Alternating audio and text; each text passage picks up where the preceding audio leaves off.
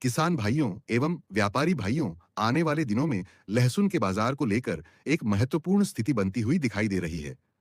थोक मंडियों में लगातार कुछ अधिक छुट्टियां रहने के कारण आदती एवं उपभोक्ता मंडियों में आवक धीरे-धीरे कम देखने को मिल सकती है। आवक में कमी के साथ आने वाले दिनों में उपभोक्ता मंडियों में मांग बढ़ने की संभावना बन सकती है। उपभोक्ता मंडियों में मांग मजबूत होने का असर धीरे-धीरे थोक मंडियों में भी देखने को मिल सकता है और लहसुन में लिवाली मजबूत होने की संभावना बन सकती है। यदि लिवाली मजबूत होती है और भाव में सुधार देखने को मिलता है, तो स्टॉकिस्टों द्वारा धीरे-धीरे अपनी बिकवाली करके मुनाफा वसूली जैसे निर्णय भी देखने को मिल सकते हैं।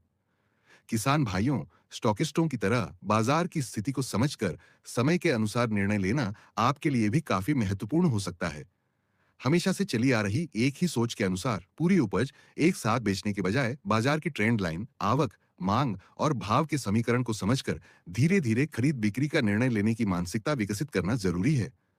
लहसुन के बाजार में अक्सर ऐसा देखने को मिलता है कि मजबूत लिवाली के कारण भाव में तेजी आती है और उसके बाद किसी समय भाव में गिरावट भी देखने को मिलती है।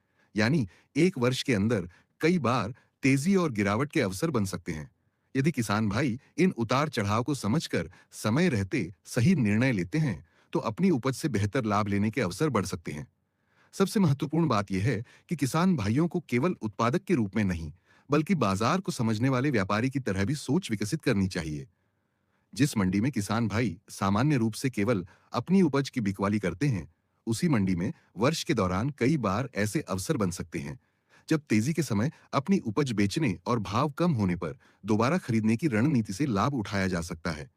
इसके लिए हमेशा बहुत बड़ी पूंजी की आवश्यकता हो, ऐसा जरूरी नहीं है।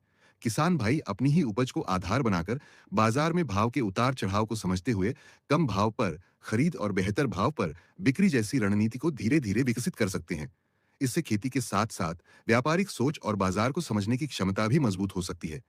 इसलिए किसान भाइयों, आने वाले दिनों में लहसुन की आवक, मांग, लिवाली और बाजार की ट्रेंड लाइन पर विशेष नजर रखना जरूरी रहेगा। बाजार में तेजी आने पर जल्दबाजी के बजाय चरणबद्ध तरीके से बिकवाली और भाव में गिरावट आने पर मजबूत स्तरों को समझकर निर्णय लेना अधिक महत्वपूर्ण रहेगा।